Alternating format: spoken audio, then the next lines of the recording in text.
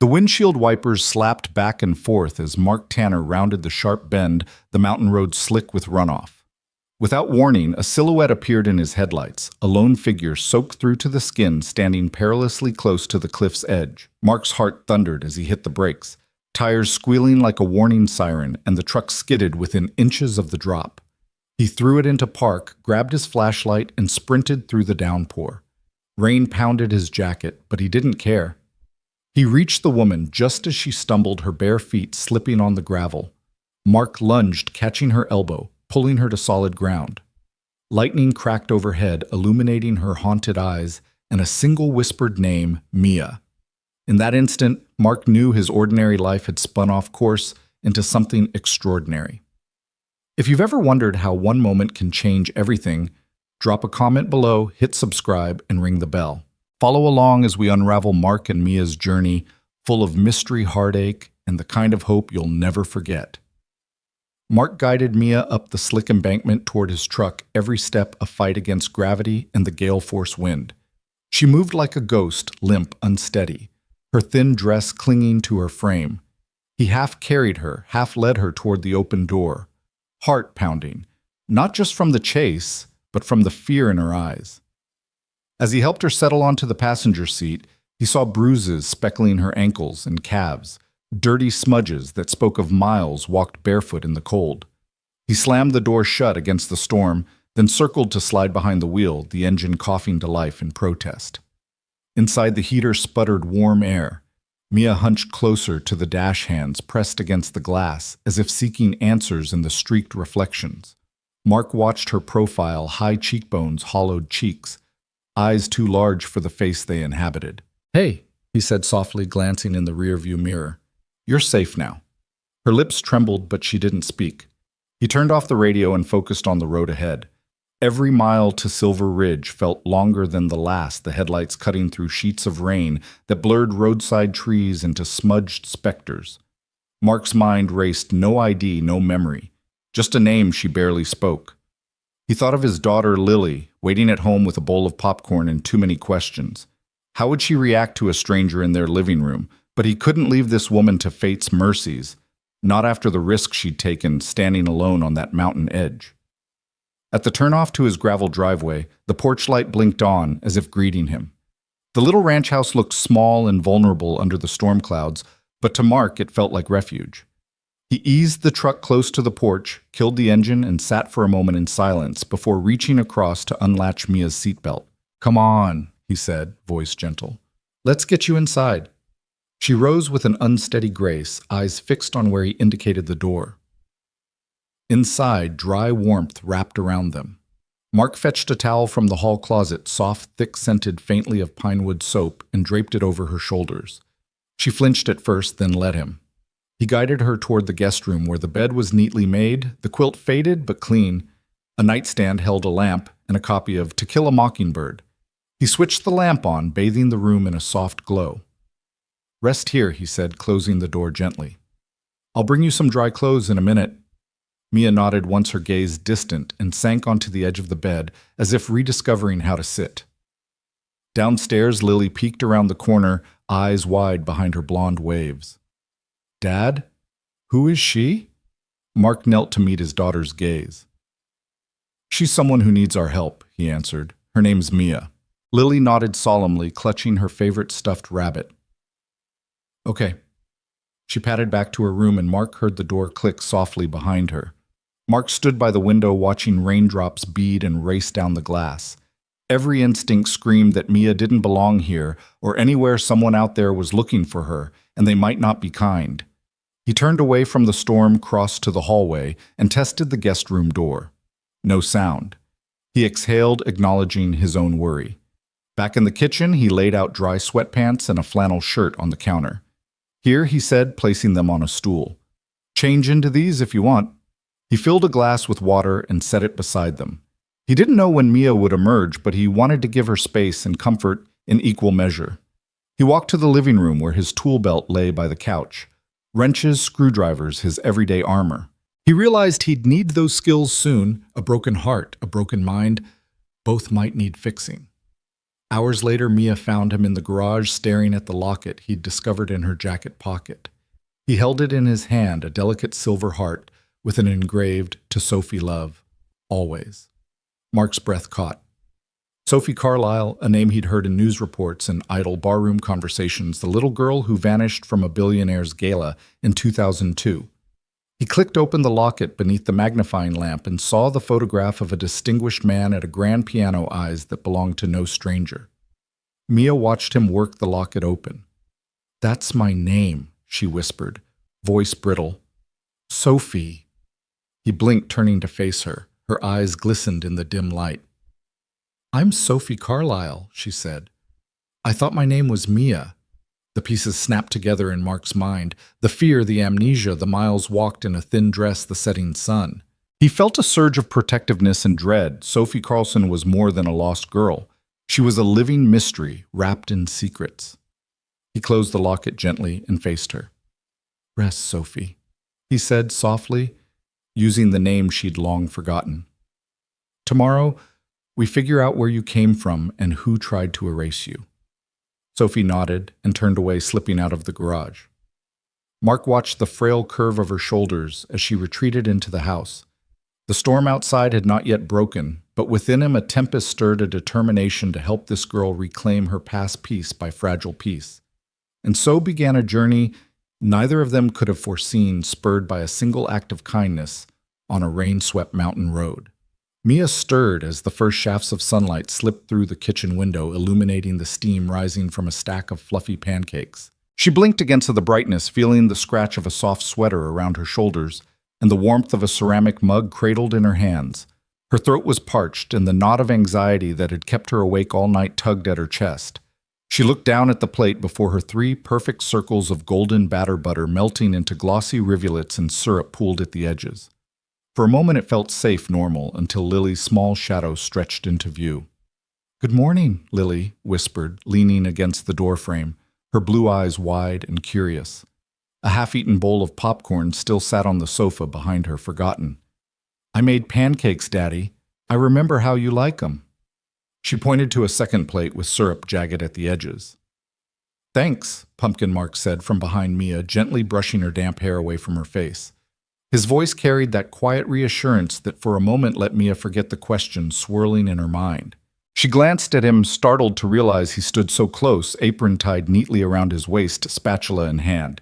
"Here," he said, sliding the second plate toward her daughter before turning his attention back to Mia.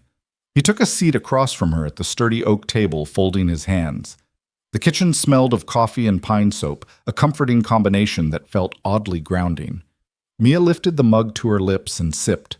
The warmth spread through her chest, and her body trembled less, though her heart still pounded with every innocent detail of the morning. She set the mug down with a small clink. "Thank you," she whispered, her voice hoarse. "You're welcome," Mark said gently. He gestured toward the pancakes. "Eat something. You look like you haven't slept or eaten in days." She nodded, hesitated, then cut into the stack. The first bite was sweet and familiar, and for a flash Mia felt a childlike wonder, like she remembered this feeling, this simple ritual. But then the syrup dripped to her lap, and she jerked her head up, cheeks flushing with embarrassment. "It's okay," Mark said, pulling a cloth napkin from a drawer and handing it to her. "No need to worry about the mess." Mia dabbed at her lap, still trembling. She looked sideways at Lily, who was now perched on a chair to Mia's left, swinging her legs. The little girl studied her with a mix of excitement and caution. "What's your name?" Lily asked, at last, voice small but steady. Mia swallowed. She felt the question like a blade, an explanation dangling beyond her reach. She began searching for any anchor. "Mia?" she finally whispered, as though rehearsing a prayer. "My name is Mia, but I thought," Mark said, his voice quiet but firm. "We'll talk about that in a bit. For now, you're Mia, safe with us."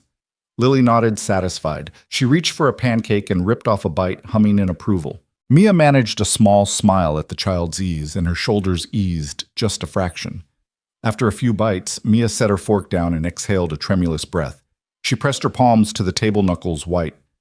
"I don't remember anything," she admitted. "Not where I came from, not how I got here. Just my name." Her voice quavered. "And that locket, you called it Sophie." Mark sat back, fingers steepled. We'll get to that. But first, let's focus on today. No hospitals, no police unless you decide you want that. Right now, I want you to feel safe. We'll take it one step at a time. Mia looked at him, trying to read his expression. He had the kind of face people trusted, a gentle strength in his eyes, a quiet resolve. She felt tears prick at her lids, but swallowed them down. Thank you, she managed again, her voice cracking. Of course, he said softly. He stood and cleared her plate, then returned with a damp cloth to wipe the table. Lily hopped down and scampered off toward the living room, popcorn forgotten once more. Mark returned with a small notebook and a pen. He placed them in front of Mia. I want to try something, he said. Whenever you remember a word, an image, even a feeling, write it down here. Doesn't matter if it makes sense. We'll follow every clue. Mia stared at the blank page, then ran her fingertip across the smooth paper. Okay, she whispered. She picked up the pen with a tentative grip. He nodded and moved to the counter to wash the dishes. Mia watched him, the ordinary task of rinsing plates seeming heroic in her foggy world. Over the sink, he glanced back at her. I used to help the sheriff's department with searches, he explained, his voice echoing slightly in the tiled kitchen. When I was married, we did missing person cases.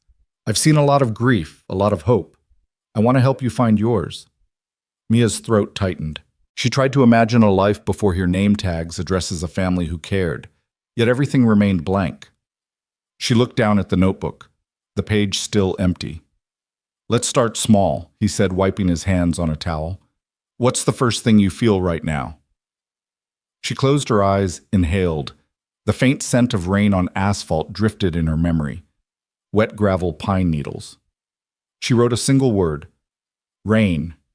Beneath it, she added a question mark. Mark peered over her shoulder. Good. That's a start. He smiled as if they were sharing a quiet victory.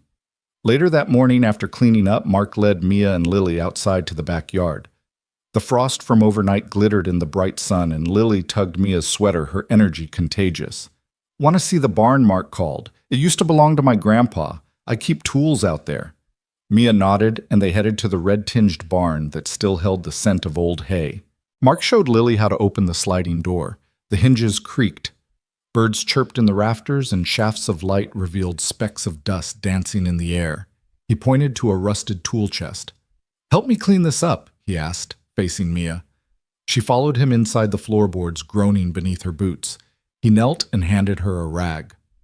Let's start small again, he said. Wipe off the chest. See what we find. As Mia rubbed away the grime, she uncovered embossed initials JL and a faded sticker of a cattle trailer. The initials seemed familiar, warm somehow. She ran her fingertip over them. Mark watched her closely.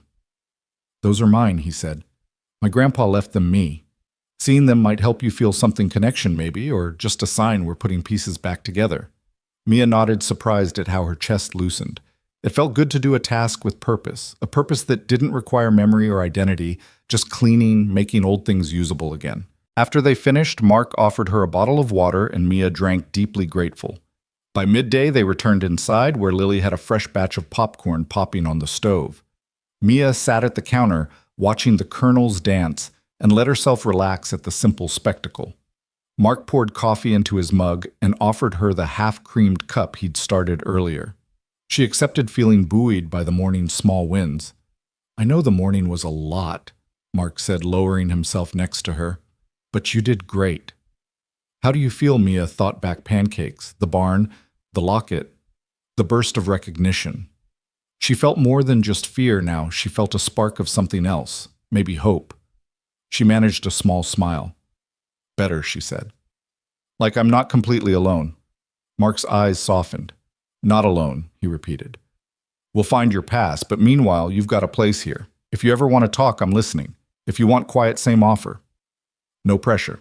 She nodded, feeling gratitude swell. Thank you, Mark, she said, using his name for the first time that day.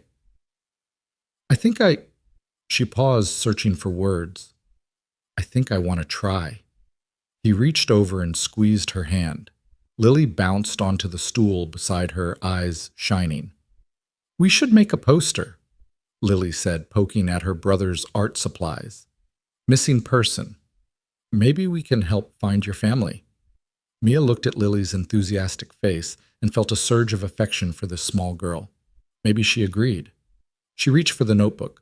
But first I'm going to write down a few more memories. She lifted the pen, paused, then wrote another word. Piano. Beneath it she sketched a jagged line like a heartbeat. Mark looked over and nodded. One step at a time, he said. Mia agreed silently, watching the pen move across the page. She didn't know where this journey would lead, but for the first time since she woke on that mountain road, she felt a flicker of agency, a chance to reclaim her story. And with every word she wrote, the past felt just a little more within reach. Mia lingered in the living room long after Mark had left to fetch dinner, her gaze fixed on the silver locket clutched in her palm. The metal was cool and heavy, the delicate chain coiled like a secret around her fingers. She brushed her thumb against the front where subtle engravings traced a curling script she couldn't quite make out. The locket felt oddly familiar, as though it belonged to a life she'd once lived but had forgotten. Her breath caught, and memories fluttered at the edges of her mind. Shadows of a melody, a man's voice urging her forward, a flash of candlelight in a grand hall. She opened the locket, wincing at the tiny click. Inside, a photograph stared back a distinguished older man in a tuxedo, seated at a grand piano, hands poised above the keys as if mid-composition. His hair was salt and pepper, and his gaze held something both proud and solemn. Mia's heart hammered. She pressed her fingertip to the glass over his portrait, and a single word echoed in her thoughts, Billionaire. The name flickered like a spark too specific to be random, too vivid not to be real. Downstairs, Mark returned carrying a plate of roast chicken and vegetables. He paused when he saw the locket in Mia's hand. "You found it," he said quietly, setting the food on the coffee table. Steam rose in lazy curls, but Mia barely noticed the scent of rosemary. Where did this come from? She met his eyes, pale and wide in the lamplight. "Pocket," she whispered. "When I woke up in your truck." She trailed off, uncertainty flickering on her face. Mark nodded and sat beside her, gently taking the locket and examining it under the lamp's glow. "Let's see what we've got," he said, opening his laptop on the table between them. Mia watched as he typed Billionaire Carlisle, Estate, Colorado into the search bar. He clicked on a result titled Historic Carroll Estate Abandoned, and together they studied a grainy photograph of a sprawling mansion, ivy creeping up its crumbling columns, windows dark and broken. The article beneath it told of Richard Carlisle, a billionaire philanthropist whose only daughter Sophie vanished without a trace in 2002, just days after her 10th birthday gala. The estate had sat vacant ever since, tangled in legal battles and rumors of hauntings. Mia's breath came fast. Sophie Carlisle, she repeated, voice soft as a prayer. That was her name. Mark's jaw clenched. He leaned closer to the screen, scrolling through archived news clippings. Headlines like, "Billionaire's daughter disappears nationwide." "Search for last Carlisle heir, no sign of Sophie. After stormy weekend." He turned to Mia. "Do you think—" "I don't know," Mia said, tears glistening at the corners of her eyes. "But I feel it. I feel like I should know him." She pointed to the photograph in the article, then to the locket's portrait. "That's the same man." Mark closed the laptop gently. "It makes sense," he said, voice low. "If you really are Sophie Carlisle, that would explain everything, why you have no ID, why you remember nothing, why you've been walking barefoot through storms." He swallowed, eyes dark with concern. "But it also means there are people out there looking for you. Or maybe looking to keep you hidden forever." Mia's chest tightened. She pressed the locket to her heart. "What do we do?" she asked. Head bowed. Mark took her hand in his. "We'll figure it out. Tomorrow we'll start by calling my friend David Lorne. He's an attorney who specializes in family law and trusts. He might know the estate's status, who's in charge, what loopholes we can use." He paused, choosing his words. "Tonight, let's just rest. You've been through a lot." She nodded, trusting him enough to let the tension ease from her shoulders. "Thank you," she said, voice wavering, "for believing me." He squeezed her hand. "Always." The next morning, the sky was pale and overcast, light filtered through thin clouds like a promise. After a quick breakfast of toast and coffee, Mark and Mia climbed into his truck again, retracing the winding roads toward the abandoned estate. As they drove, the Colorado plains opened up fields dotted with grazing cattle and the occasional juniper clusters. Mia stared out at the familiar countryside, a strange wistfulness tugging at her chest, as though returning to a childhood home she'd never lived in. They turned onto a gravel drive, flanked by rusted iron gates, the carryall name still etched into a weather-worn plaque. The truck rattled along the cracked circular drive weeds, pushing up through the fissures like veins reclaiming the ground. Mark cut the engine near the mansion's front entrance, and they sat for a moment in silence, the only sounds their own breathing and distant crows. Mia's hands trembled on her lap. "It's bigger than I imagined," she said softly. Mark nodded. "Let's see if we can find an unlocked door or a basement window. If anyone's been here, we need to know." He climbed out first, handing Mia a flashlight. She followed him across the cracked stones, the temperature dropping as the mansion's shadow fell over them. The front doors were padlocked, but a side entrance beckoned through a broken window. Mark pried away a half-rotted board, and they crawled inside. The foyer was cavernous, a grand staircase swept up on either side, its banisters rotten and dust-laden. Cobwebs draped every corner, and the air smelled of mildew and old wood. Mia lifted her flashlight to the walls where portraits stared down Richard Carlyle in military uniform, Sophie Carlyle as a smiling child. She paused before the child's portrait, tracing the painted bow in the girl's hair. Her heart pounded as if recognizing the image. Mark stood behind her, voice echoing in the vast space. "The archives say this place was locked down around 2008 after Eleanor Carlyle died. The trustees couldn't agree on anything, so it just sat." He stepped forward, directing the beam toward a hallway. "Shall we explore?" Mia nodded and followed him down the corridor.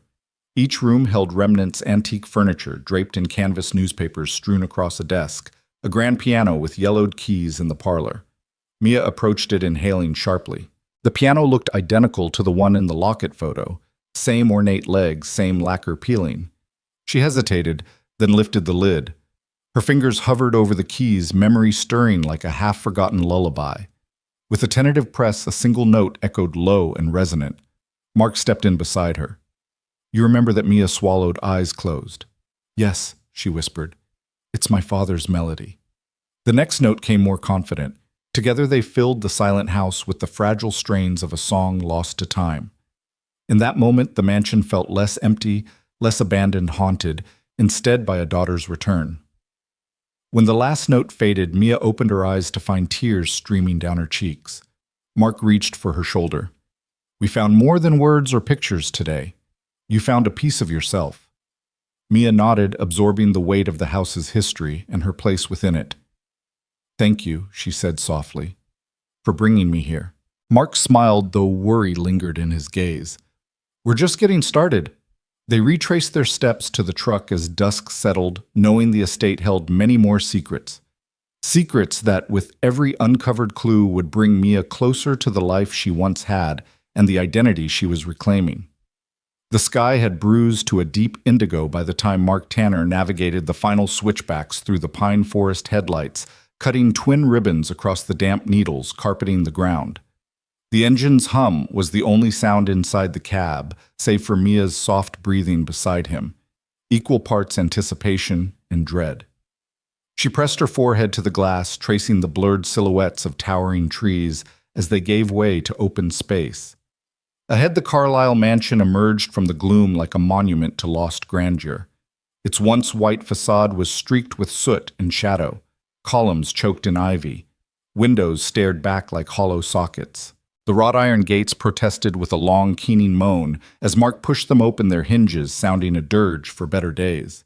Mia's grip tightened on the car door handle, knuckles paling beneath frayed fabric. "We're here," Mark said quietly, powering down the truck. Rain had begun, a fine mist that blurred the mansion's upper reaches into ghostly shapes. He reached over, offering her a flashlight from the dashboard. "Ready." Mia swallowed, bracing herself. "Ready?" She whispered, voice brittle but determined. They stepped onto the gravel drive, each footfall echoing against the walls of stilled history. Mark kept the beam low, illuminating broken stones and tangled vines.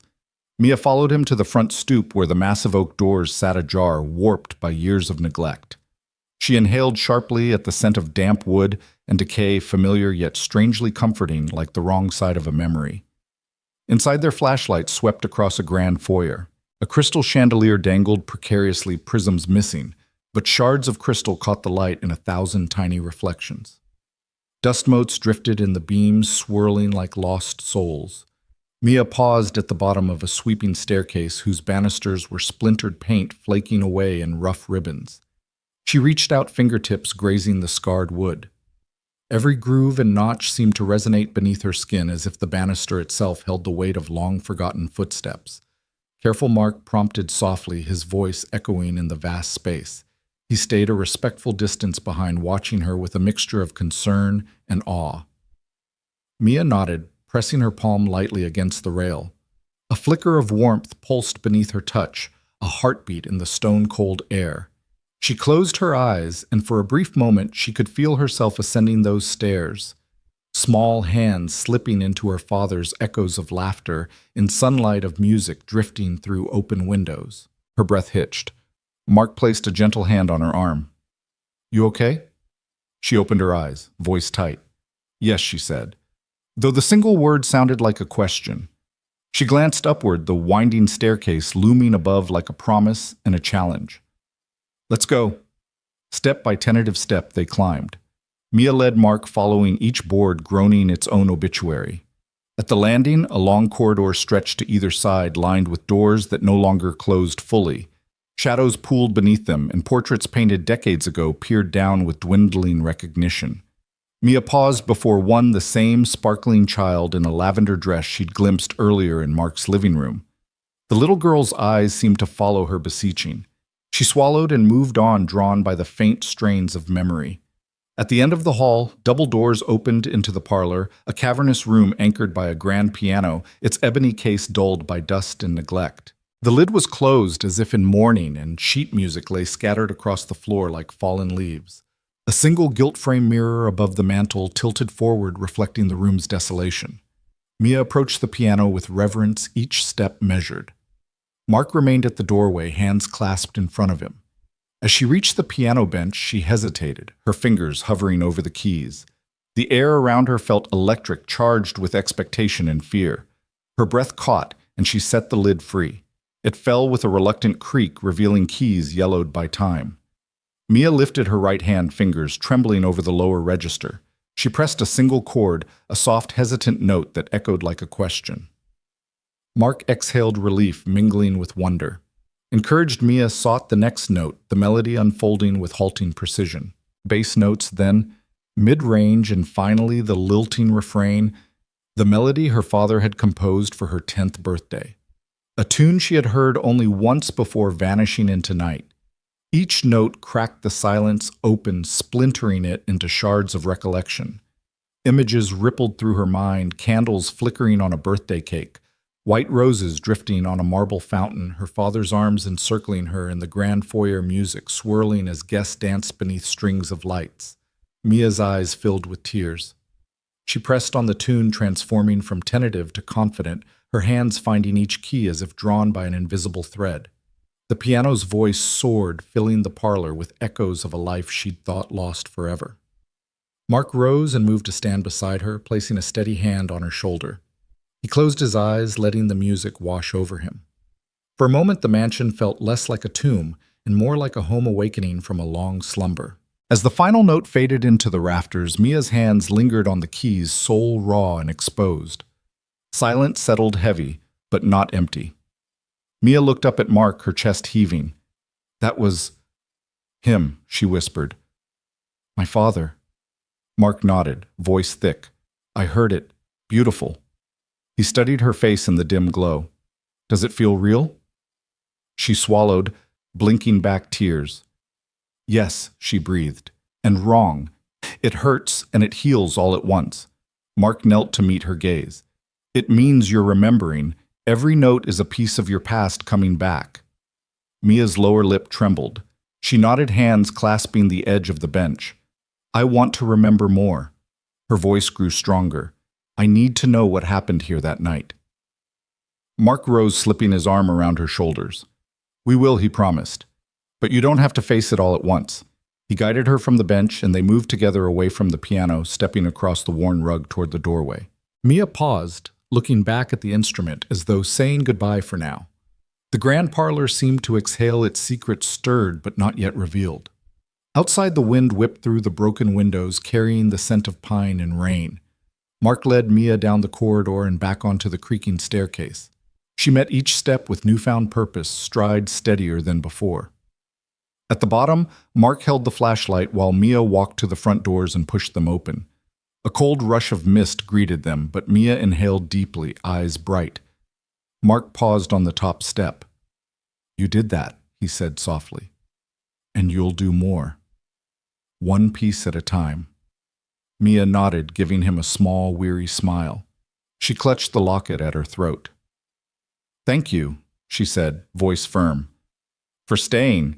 He smiled back, the mansion's silhouette framed behind him. "Always."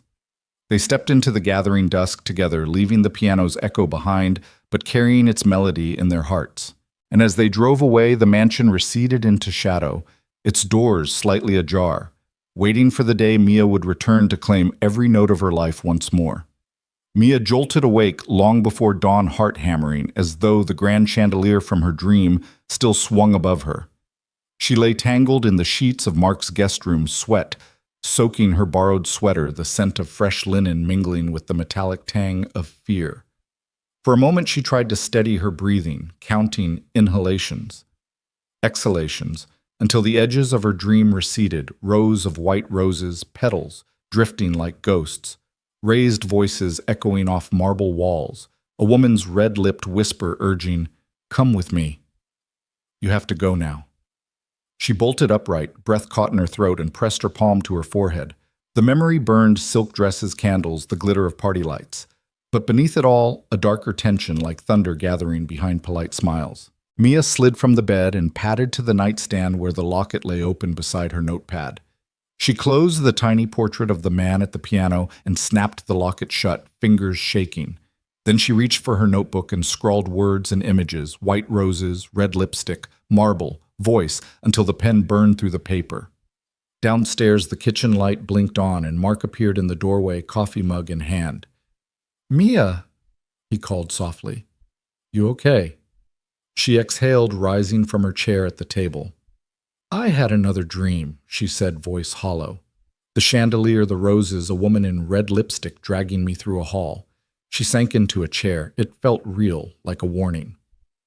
Mark set down his mug and poured her a cup of tea, the steam curling between them. "Nightmares can be memories you haven't quite processed," he said gently. He slid into the seat beside her. "You want to tell me more?" Mia wrapped her hands around the warm cup, drawing comfort from its heat. There were arguments, harsh voices over money and power. My mother's voice, maybe. And then that woman. She said my father wanted me safe, but she didn't look like someone who'd protect a child. Her eyes brimmed. She looked dangerous. Mark nodded, concern etched in the lines around his eyes. "That fits what we heard at the estate. Someone whisked you away that night, and the trustees locked down the whole place." He reached across to squeeze her hand. "I'm sorry, Mia. This is harder than we thought." A sharp knock sounded at the front door. Mark stood and called to Lily upstairs to stay in bed. Then he crossed the room and opened the door to find David Lorne, his old friend and attorney, standing in the rain with a briefcase slung over one shoulder. David's salt and pepper hair was damp, and his glasses glinted with droplets. He stepped inside, expression grave. "Mark, Mia," he said, lifting his briefcase. "We need to talk." They moved to the living room where Mark set 2 mugs down and gestured to a pair of armchairs. The wood stove crackled softly, casting a golden glow across the room's worn pine floors. Mia perched on the edge of one chair, notebook at her side, while Mark and David took seats facing her. David opened his briefcase and withdrew a heavy envelope stamped Confidential Estate Trusts 2003. "I dug through the Carlisle archives," he said, placing the envelope on the coffee table. "I found an affidavit most people thought was destroyed." He slid the sealed document toward Mia. "Signed in September 2003 by the estate's housekeeper, Maribel Soto. It was filed in court, then immediately sealed by court order at the trustee's request, never to be seen again." Mia's hand trembled as she reached for the envelope. "What does it say?" she whispered. David unfolded the pages and began to read aloud. On the night of June 16, 2002, I witnessed 10-year-old Sophie Carlyle being escorted from the estate by a woman unknown to me. The woman's lips were painted bright red, and she held the child's hand firmly guiding her past the front entrance to a waiting vehicle. I implore the court to consider this testimony in the ongoing search for Sophie Carlyle. He paused, eyes on Mia. That was buried so deep no one ever heard it until now. Mia pressed her free hand to her mouth, tears streaming down her cheeks. They buried it, she said, voice cracking. They hid the only proof I ever existed in that house. She closed her eyes, reliving her nightmares, the crush of whispered orders, the glittering hall, the red lipstick. Betrayal isn't even strong enough, she breathed. Mark leaned forward. Whoever did this had power more than just money. They had the law on their side. He looked to David. What can we do? David ran a hand through his thinning hair. We can unseal this affidavit, challenge the trustees' suppression, expose their cover-up. It's evidence of abduction of trustees abusing their authority to hide a child's disappearance. It won't be easy, but the law's on Mia's side now that we have her own testimony and this affidavit. He tapped the paper. This gives us the legal footing to force the records open. Mia nodded, eyes bright with determination. I want to do it. I want people to know the truth. She stood clutching the affidavit to her chest. No more secrets. No more running. Mark rose to stand beside her, placing a hand on her shoulder. You don't have to face it alone. His voice was steady, protective. We'll navigate this together. David smiled grimly. I'll begin drafting the petition to unseal the records. We'll need to file by Monday to meet procedural deadlines. I'll handle the judges, the trustees, the motions. He closed the folder and slid it back into his briefcase. Consider this battle underway. Mia took a shaky breath. Thank you, David. Thank you, Mark. She looked between them, father and daughter, lawyer and friend, finding strength in their solidarity. I'm ready. Late that evening, after David left and Lily was tucked safely in bed, Mia sat alone at the kitchen table, the locket open before her. She traced the engraved initials and pressed it to her heart.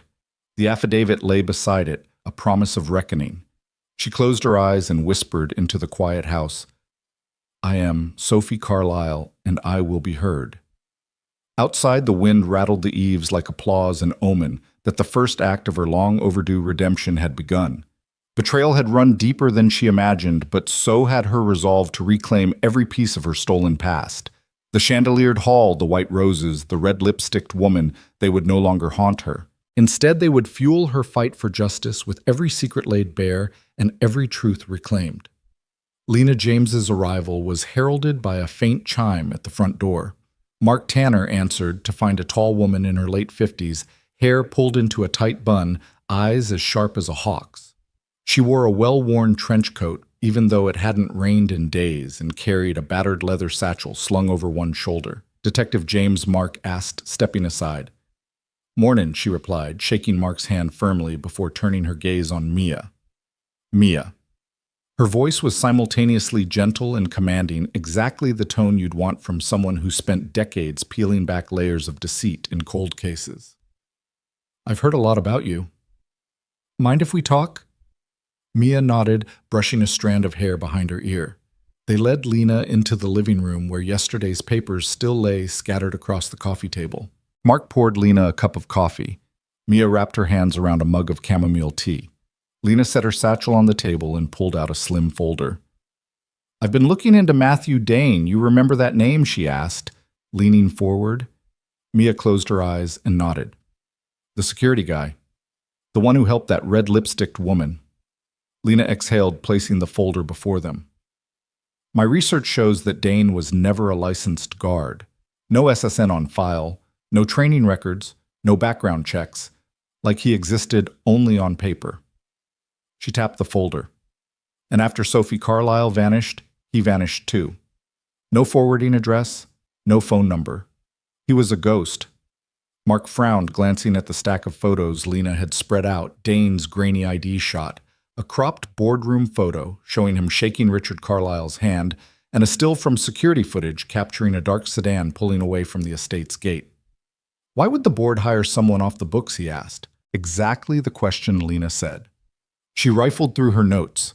Carlyle Industries was dealing with messy lawsuits in 2002, hostile takeovers, shareholder revolts. Richard's daughter's disappearance gave them an excuse to consolidate power. They needed someone untraceable to move Sophie without leaving a paper trail. Dane fit that role perfectly. Mia's gaze flickered to the locket on the table. You think they hired him to kidnapping me? Lena nodded. Kidnapping or protective custody, as they might euphemize it. Keep the heir safe from external threats, real or imagined. That's corporate doublespeak. Mark clenched his jaw. And then bury the affidavit Maribel Soto filed. Silence any potential whistleblowers. That's standard procedure for corporate boards protecting their assets, Lena said flatly. But it's illegal. You can't abduct a child and hide the evidence. She flipped to a new page. Here's where Dane disappears. His last known address was a P.O. box in Denver. No street address. But courtesy of an old contact in the postal inspectors, I got his forwarding request postmarked 2 weeks after Sophie's disappearance. It forwarded to a remote cabin near Aspen. Mia leaned forward, stunned. So he took me there. Likely Lena confirmed. And whoever was controlling Dane made sure he shut down any trace of that forwarding. No one checked those inspector logs for years because no one thought to. That forwarding was the only lead. Mark ran a hand through his hair. So if we can find that cabin, Lena cut in. It's in a national forest, plus the Forest Service records show the lease expired in 2004. Whoever it was left nothing behind but scattered trash and faint footprints. I staked it out last week. No sign of Dane himself, but I found a torn piece of his security badge in the trash. Mia's hand went to her mouth. A badge from Carlyle Industries. Lena nodded, pulling out a small evidence bag with the fragment inside. Stamped with the Carlyle crest. It proves Dane was officially linked to them at the time of your disappearance. Mia bit her lip. So those trustees, I assume Evelyn Graves and the rest, knew exactly who he was, and they used him to hide me. Lena leaned back, folding her arms. Yes. And once you were out of sight, they used their legal clout to bury Maribel's affidavit and any police reports. They silenced the housekeeper and anyone else with first-hand knowledge. How do we bring this into court? Mark asked, voice taut. We'll need to unseal those records officially, Lena said. David Lorne will draft the motion. But we also need to find someone who saw Dane in action. Neighbors, Forest Service workers, anyone near that cabin. Their testimonies can corroborate Maribel's statement and connect Dane directly to the board's orders. Mia closed her eyes, the weight of betrayal settling in her chest. And what about my father? Did he know? Was he complicit? Lena's eyes softened. From what I've seen, Victor Carlyle wanted to protect you. The board twisted his fear into a power grab. He was outmaneuvered by the very people he trusted. That doesn't clear him, but it does mean there's more nuance here. Mia exhaled, mind racing through memories of her father's gentle hands at the piano, the warmth in his eyes. She took a shaky breath. I need to find that cabin. I need to know if what I dreamed is real. Mark stood. We'll go first thing in the morning. We'll get Dane's cabin on record, gather any evidence left behind. You won't have to face it alone. Lena rose as well, dusting off her coat. I'll coordinate with the Forest Service for a permit. We'll need to document everything, photos, soil samples, footprints. If Dane was cleaning up, he might have overlooked something, fabric fibers, a partial imprint in the mud. It all adds up. Mia nodded, steeling herself.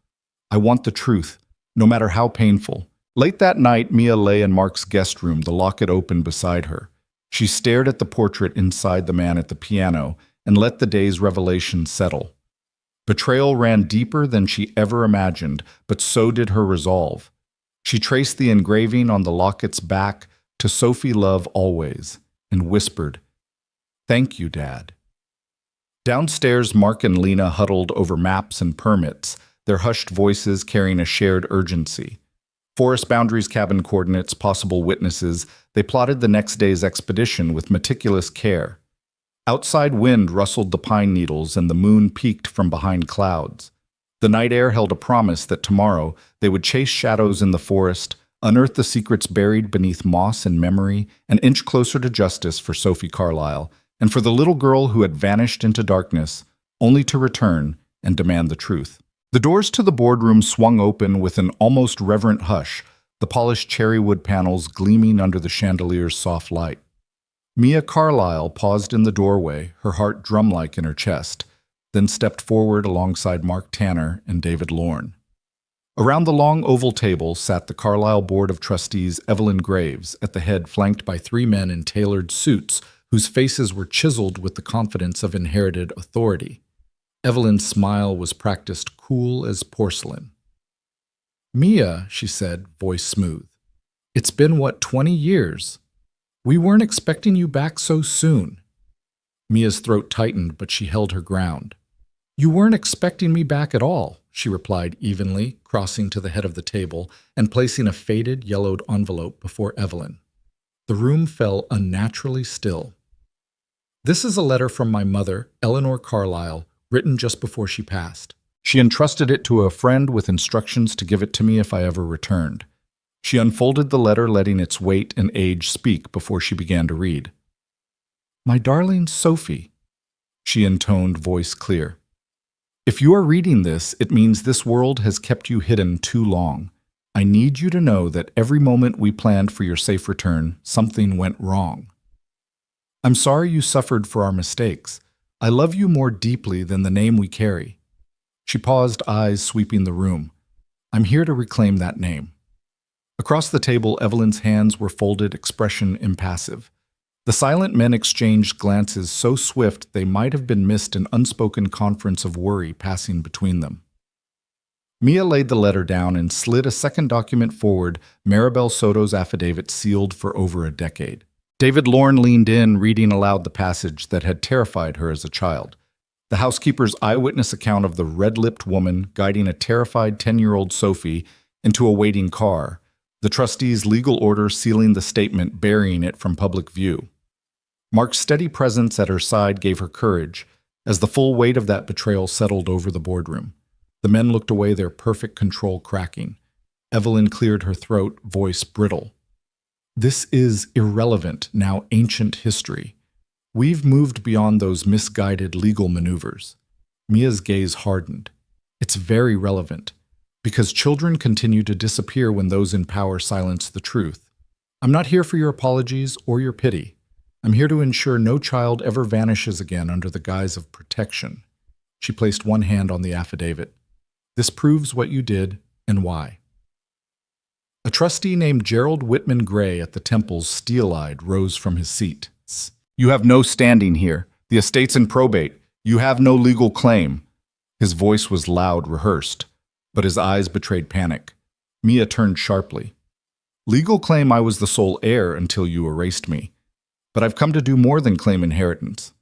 She reached into her satchel and withdrew the charter for the Victor Carlyle Initiative. The charter glowed white on the cherry wood table, a plan for a foundation dedicated to protecting children displaced by legal loopholes, corporate greed, and corruption. She spread the pages before Evelyn. "This foundation will honor my father's legacy," Mia said, voice resonating through the silent room. "By safeguarding children who, like I was, are hidden under legal pretexts. We will provide legal aid, safe housing, and advocacy to prevent secret disappearances.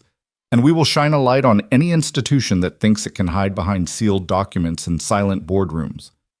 Evelyn's lip twitched, as if tasting something sour. "You're leveraging your name for a publicity stunt," she said, though her tone lacked conviction. "And what do you expect donations a seat at this very table?" Mia shook her head, eyes blazing. "I expect you to stand aside. I expect you to return control of the foundation to its rightful purpose, service to the vulnerable, not secrecy for the powerful. If you refuse, I will go to the press, to the courts, to every oversight agency that can override your charters and your charades. My mother's confidant, Maribel Soto, is attending the hearing on Monday to testify. You may have buried her affidavit, but you can't bury her truth." The air in the room crackled as board members shifted uncomfortably. Whitman's face drained of color. Evelyn cleared her throat again, her cool veneer fraying. "This is highly irregular," she said. "We'll deliberate and respond in due course." Mia stepped back, chest heaving. "No," she said firmly. "I won't wait while you deliberate.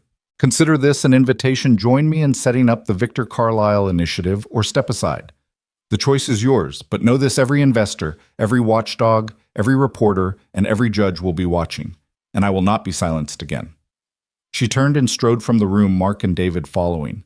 Evelyn watched her go, semblance of poise restored, but her trembling fingers betrayed panic.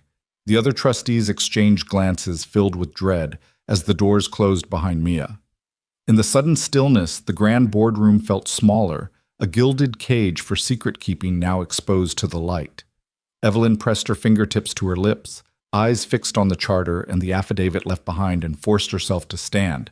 Betrayal had run deeper than anyone in that room had dared to admit, and now that girl Sophie Carlyle reborn would see to it that justice ran deeper still.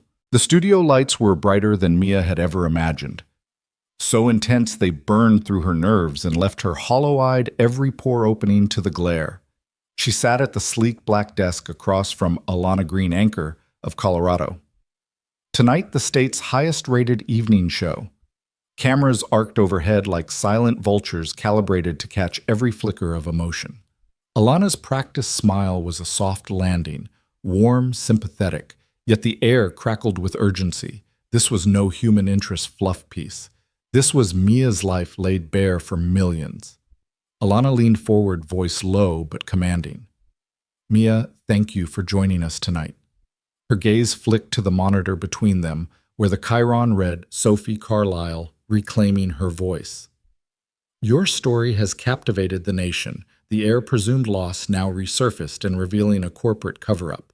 Before we speak to you, we have a clip that's been circulating online, reportedly from the night of your disappearance. Let's take a look."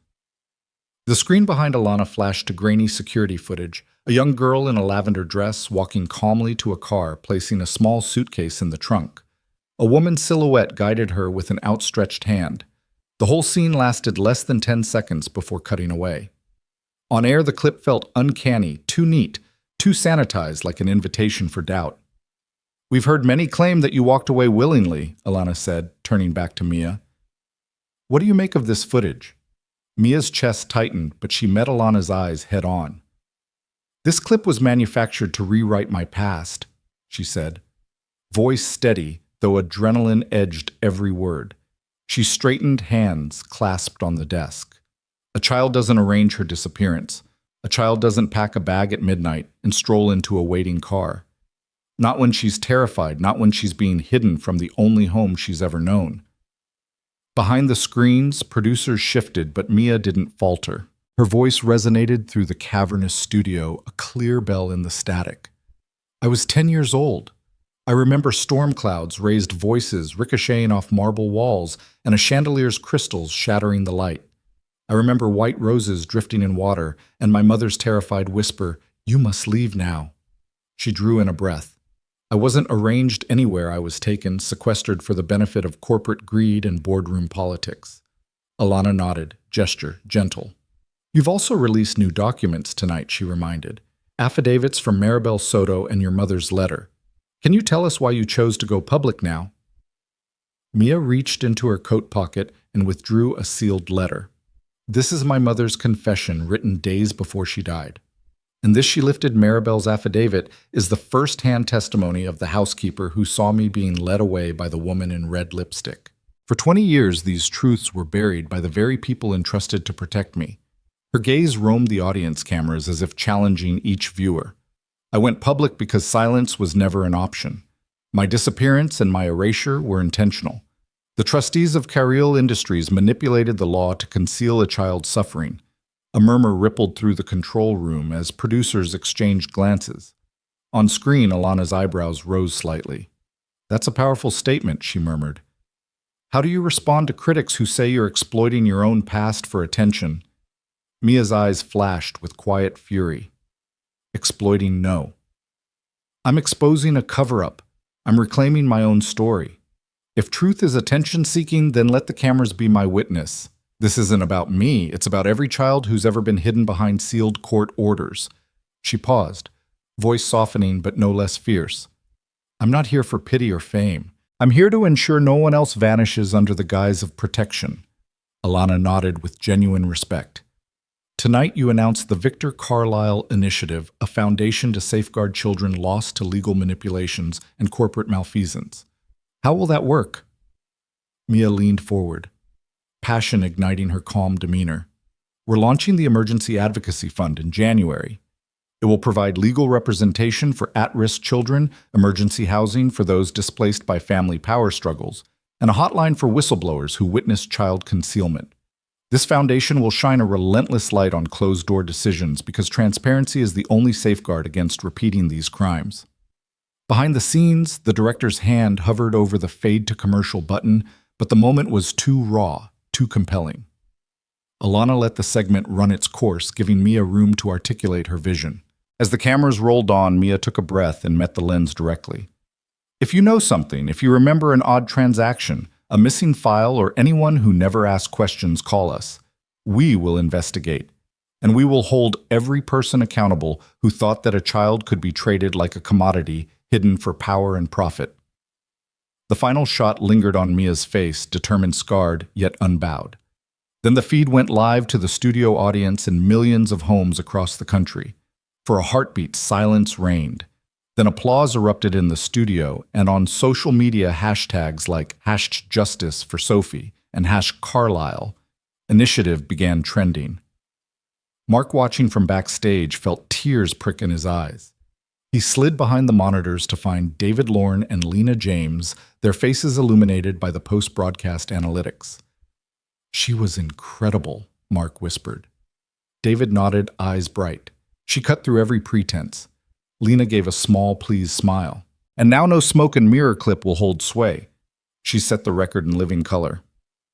As the team regrouped, producers scrambled to analyze viewer feedback, emails flooding in calls to news desks, defections of former trustees pressured by public outrage. Overnight, Colorado's power corridors buzzed with whispered panic. In boardrooms, once immutable suits shifted uneasily. Mia emerged from the studio a different person, no longer the lost child clutching a locket, but a woman reclaiming her narrative, armed with truth and the backing of a mobilized populace. In that crucible of lights and cameras, she had refused to let high-tier lawyers rewrite her past. Instead, she'd written a new future one where a child's voice, when amplified, could shatter the walls built by greed and secrecy. By dawn, her interview had been shared by millions, inspiring vigils in small towns and legislative proposals in the state capitol. And through it all, Mia's courage set off shockwaves far beyond Colorado's Rockies, a clarion call that no child, no matter how powerful the shadow that hides them, would ever be invisible again. When the offer arrived, it came wrapped in the kind of velvet glove you only see in boardrooms, a sleek folder bearing the Carriol Industries crest delivered by an impeccably dressed lawyer named Conrad Mills. Mark Tanner brought it into the living room late that morning, the envelope's weight a tangible reminder of the wealth Mia had once been heir to. Lily chased her rabbit toy in wide circles around them, oblivious to the tension hanging in the air. Mia took the folder from Mark's outstretched hand, fingers brushing the embossed lettering. She felt its promise of millions, enough to erase any debt, to grant luxuries she had never known, but her heart pounded with the echo of every injustice she'd uncovered. She slit the folder open and read the terms of a multi-million-dollar reconciliation package contingent on a non-disclosure agreement barring her from speaking further about the trustees' actions. In exchange, they would restore her inheritance, grant her a directorship at Carriol Industries, and ensure her comfort and security. Mark watched her face as she turned the pages. He had expected this, and yet seeing it spelled out in crisp legal language still made his blood run cold. He caught Lily's eye, her daughter's curious gaze asking silently, "Will this change everything again?" Mia set the folder down and closed her eyes. She thought of the nights she'd lain awake, heartbeat echoing in the dark, piecing together her stolen past. The tears she had shed over the affidavit's finality, the survivors she had learned to champion.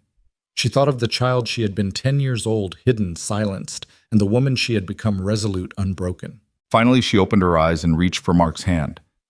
"I can't sign this," she said, voice calm but firm. "It lets them pay to bury my voice again." Conrad Mills, waiting politely at the threshold, cleared his throat. "Ms. Tanner, your father's board sincerely hopes you will reconsider. This is a generous offer, one that honors the Carlisle legacy." Mia stood, meeting his practiced smile with steel in her gaze. "My name is Tanner now, and I serve a different legacy." She turned away, lifting Lily into her arms. The child wrapped her tiny arms around Mia's neck, and Mia pressed a kiss to her hair. We've got our own path to walk." Conrad's smile faltered and he retreated with a nod. Mark closed the door behind him, the final click sounding like a door shutting on the past. That afternoon, they drove to the courthouse in Silver Ridge. The pale sky overhead seemed to watch them as they parked on the gravel lot. Mark walked Mia and Lily inside the old building's columns, echoing the weight of new beginnings. They approached the clerk's window, and Mia signed the papers, the legal declaration relinquishing Carlisle and adopting Tanner as her surname. The document clerk smiled warmly. "Welcome to the Tanner family, Ms. Tanner." Outside, Mia cradled the certificate in her hand and exhaled a long breath. Lily chattered excitedly about how cool it was to have the same last name as her dad. Mark ruffled Mia's hair, pride shining in his eyes. "Perfect," he said. "Now we build something new." Within days, Mia filed the charter for the Sophie Carlisle Foundation, though the board members who had once conspired against her would never again call her by her birth name. She chose the community center in Silver Ridge as its headquarters, a humble whitewashed building with a sagging porch perfect in its imperfections. She envisioned it filled with children's laughter, with legal advocates and therapists working side by side to untangle the knots of secrecy that trapped vulnerable kids. The foundation's launch day dawned bright and clear, the April sky washed in pastel blues.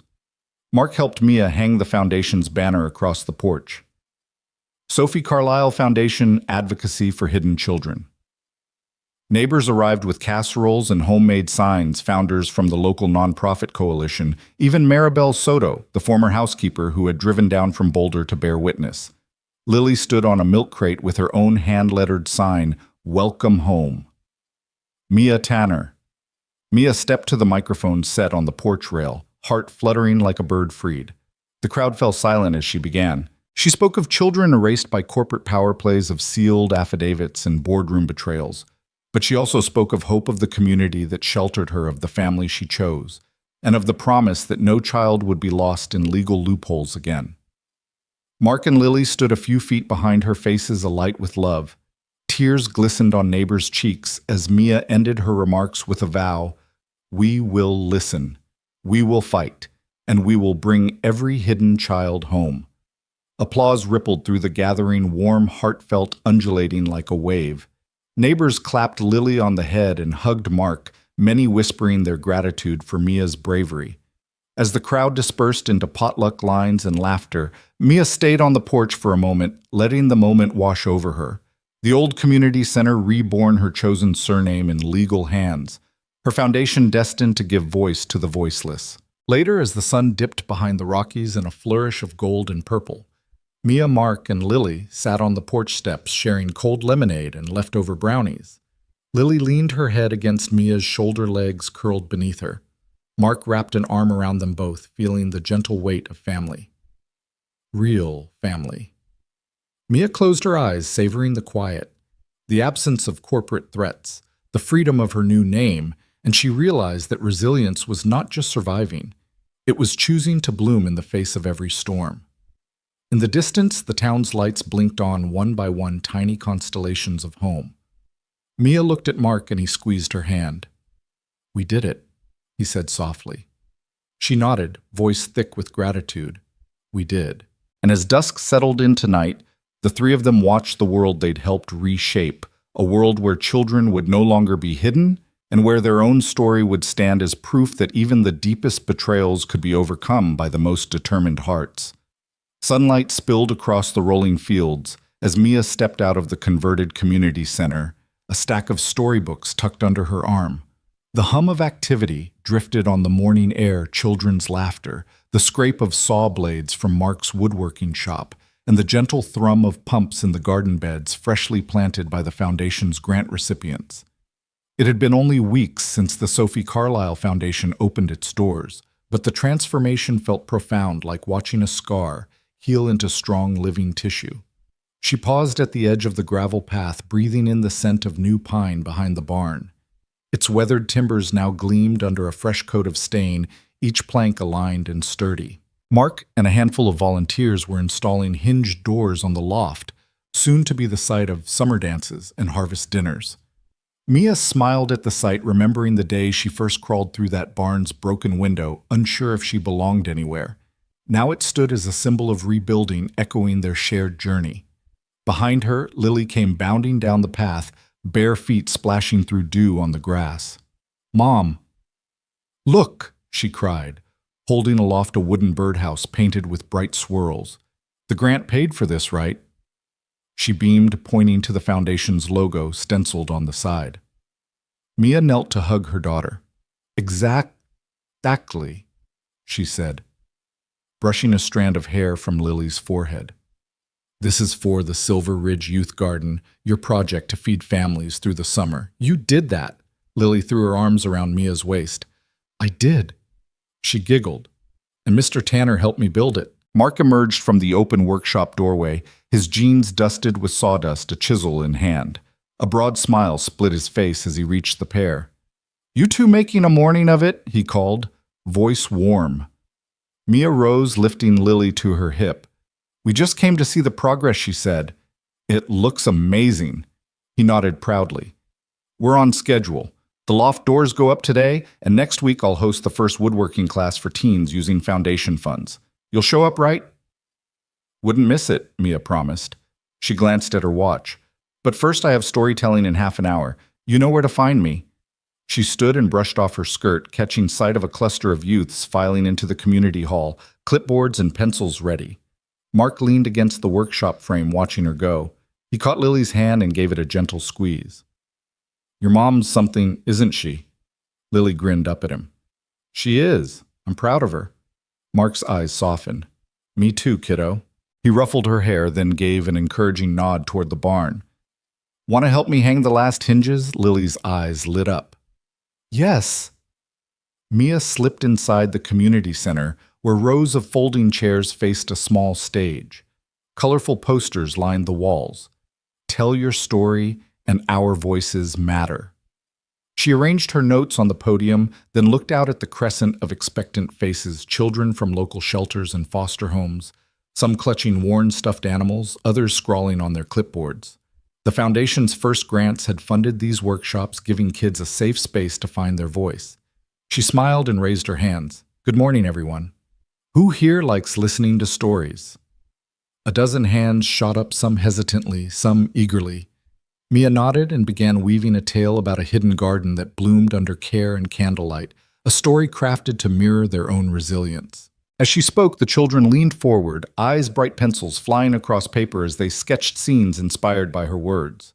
An hour later, Mia gathered their drawings and read a few aloud, celebrating each child's creativity. Applause broke out, shy at first, then wholehearted. A boy with tangled curls approached her afterward, lifting his picture of a phoenix rising from ash. "I drew this," he said softly, "because sometimes I feel like nothing can grow anymore." Mia knelt beside him and placed a hand on his shoulder. "But you see how things can grow even from tough places," she said, voice gentle. "That's why we're here to help those sparks become full flames." Across town at the back of the barn, Mark and Lily hammered the final hinge into place. He tested the door's swing, and it closed with a firm click, sealing against the afternoon breeze. "Beautiful work, Lil," he said, wiping sweat from his brow. "Ready to build the next thing?" Lily nodded vigorously. "Let's do it." They loaded their tools into the truck and Mark pointed to the horizon. "There's a group of kids coming here next week to build benches for the courtyard. Think you can help me show them how?" "Of course," Lily exclaimed. As they headed back, Mark's phone buzzed a text from David Lorne, confirming the Foundation's first grant checks had cleared and would be distributed to Silver Ridge's youth programs by week's end. He shared the news with Mia when she returned to the barn, where he found her wiping a layer of dust from a freshly sanded chair.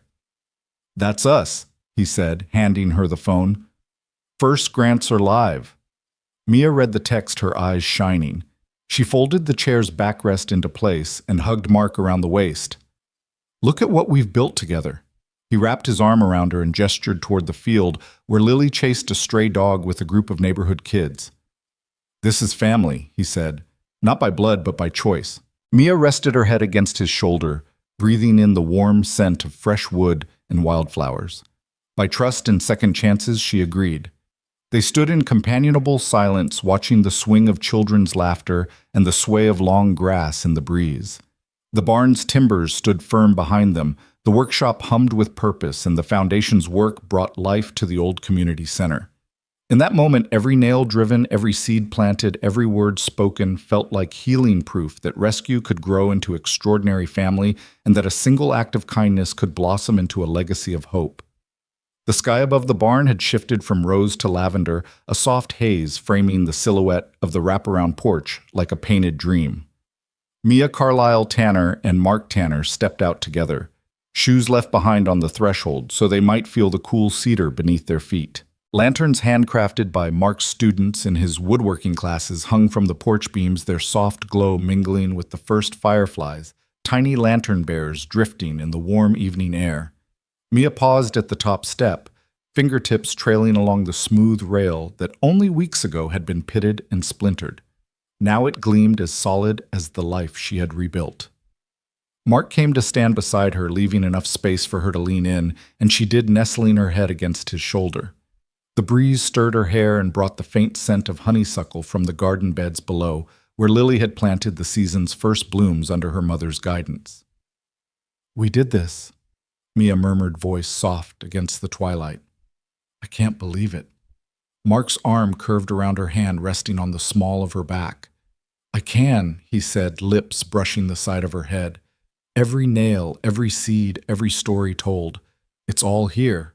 Mia closed her eyes, letting the words wash over her like a healing balm. Images flickered at the edges of her mind, the red lipsticked woman who'd barged her into a waiting car, the marble foyer where she'd hidden in a closet, the stormy night when Mark's headlights had saved her life. Those memories still rose unbidden, but they no longer held her captive. Now they were threads in a tapestry of resilience woven through with hope and second chances. Below, Lily's laughter rang out as she chased a strand of fireflies across the yard, her bare feet light on the grass. A group of neighborhood children followed their squeals of delight, punctuating the hush of dusk. Mia smiled, tilting her head to watch her daughter's joy, a living testament to safety earned and innocence reclaimed. Mark tightened his arm around Mia. "Remember when none of this felt possible?" he asked. "When we thought the barn might collapse, the fields never heal, and the foundation would struggle to find its footing."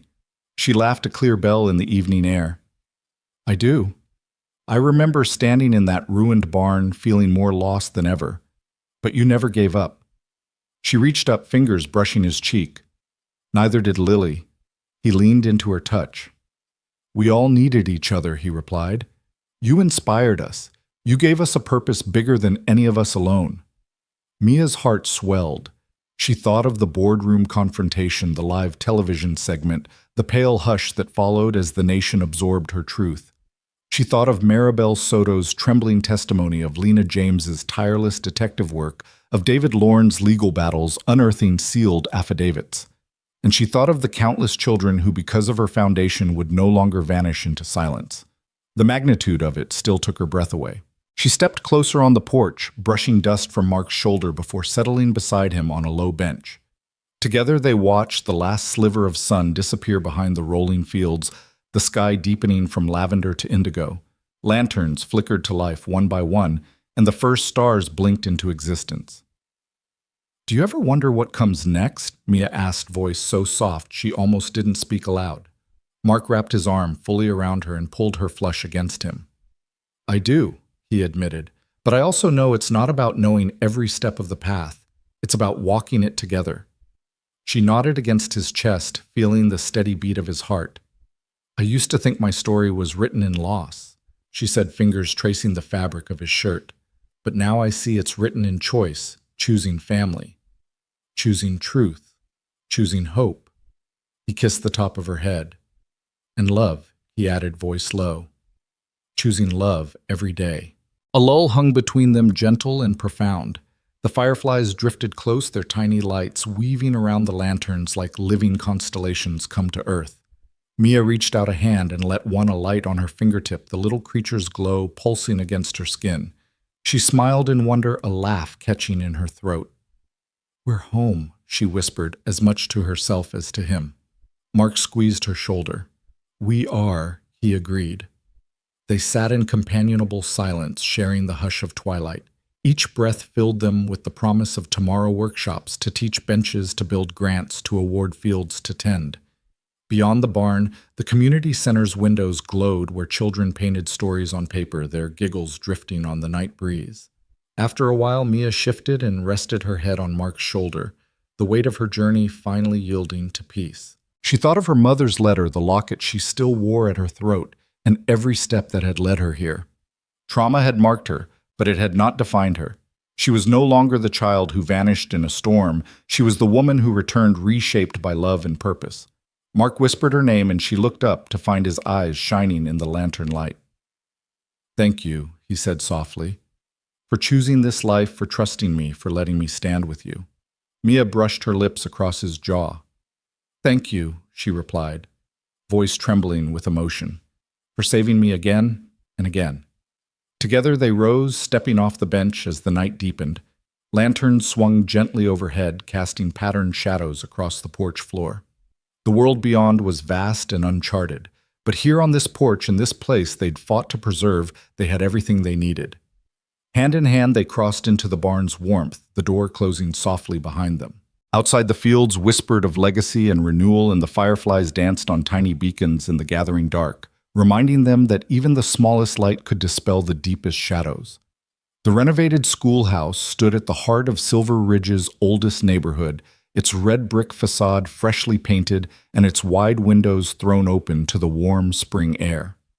Tucked between blooming magnolia trees and a field of daisies that Mia had helped plant last season, the building glowed like a beacon of possibility.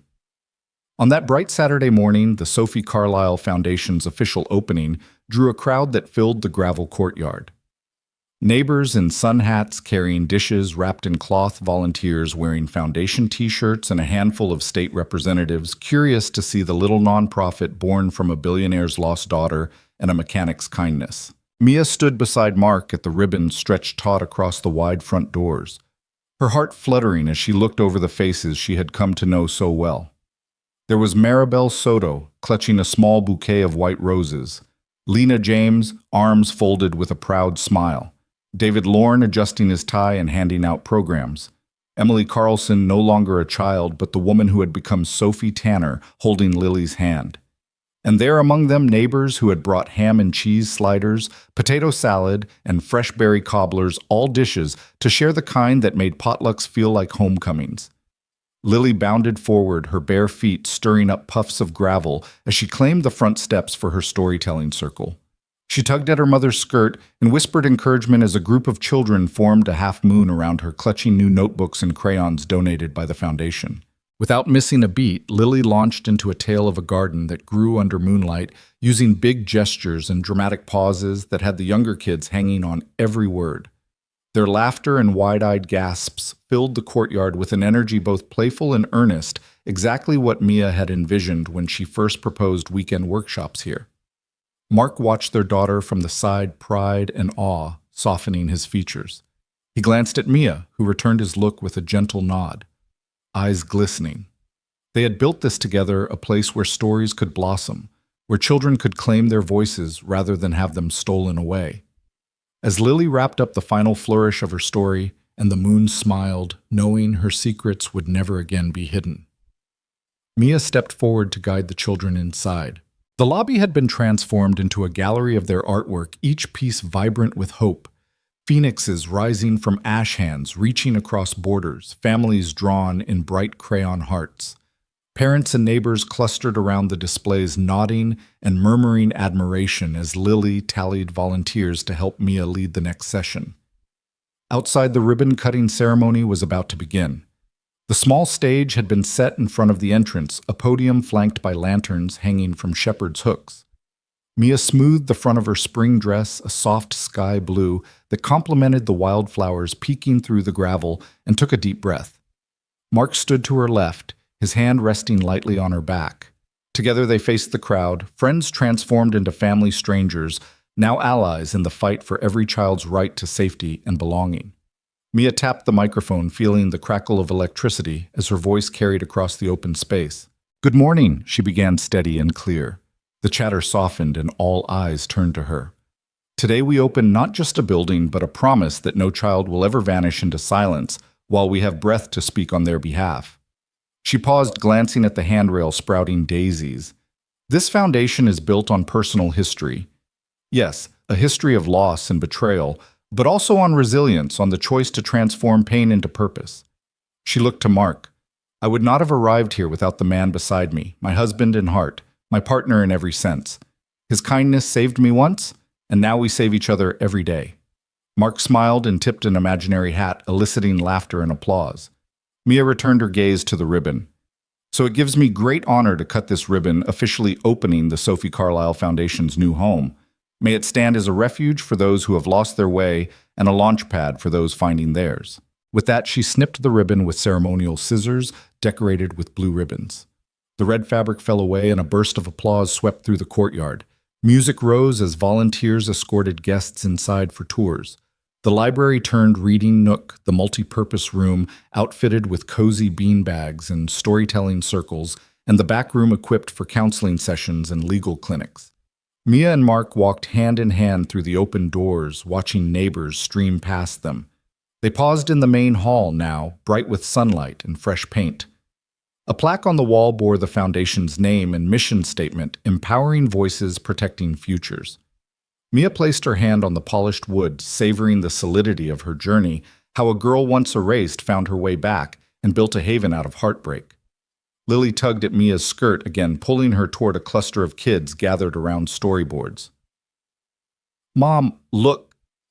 "Jason drew me as a firefly," Lily exclaimed, pointing to a crayon sketch of her flitting through a field. Mia knelt beside them, ruffling Lily's hair.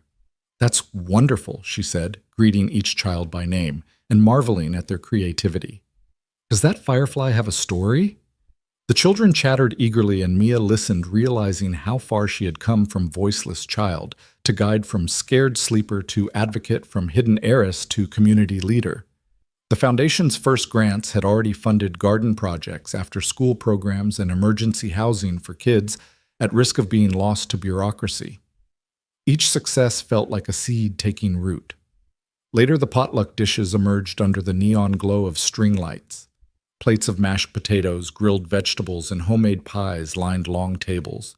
Friends and neighbors found seats on picnic blankets and folding chairs, passing platters and sharing stories. Mia and Mark navigated the gathering, plates in hand, greeting familiar faces and hearing tales of impact. A foster child given legal aid, a runaway reunited with her family, a teen finding purpose in Mark's workshop. Each testimony wove together into a tapestry of hope. As the sun sank low, its final rays painted the fields in gold. Mia and Mark drifted outside, watching the lanterns glow again on the barn porch. Fireflies emerged in clouds, dancing between the poles and bobbing above the grassy knoll. Lily chased them with a jar in hand, laughter trailing like a ribbon. The air smelled of honeysuckle and fresh wood, two scents she would forever associate with renewal. Mia slipped her hand into Mark's and rested her head on his shoulder. "I used to dread Saturdays," she said softly. "I thought they'd mean nothing but distance from everything I lost." He squeezed her hand. "Now they mean home." She exhaled a long, contented breath that carried away the last vestiges of fear. "My past was never a cage," she whispered, "but a launch pad." Mark tilted her chin-up eyes, reflecting the firefly light. "And we're just getting started." Together they watched their community celebrate under the emerging stars, a testament to the power of one act of kindness blossoming into countless lives saved. And that ordinary Saturday made extraordinary by love and courage. Mia realized that every new dawn held the promise of another chapter, one she would write with open eyes and a heart unbound.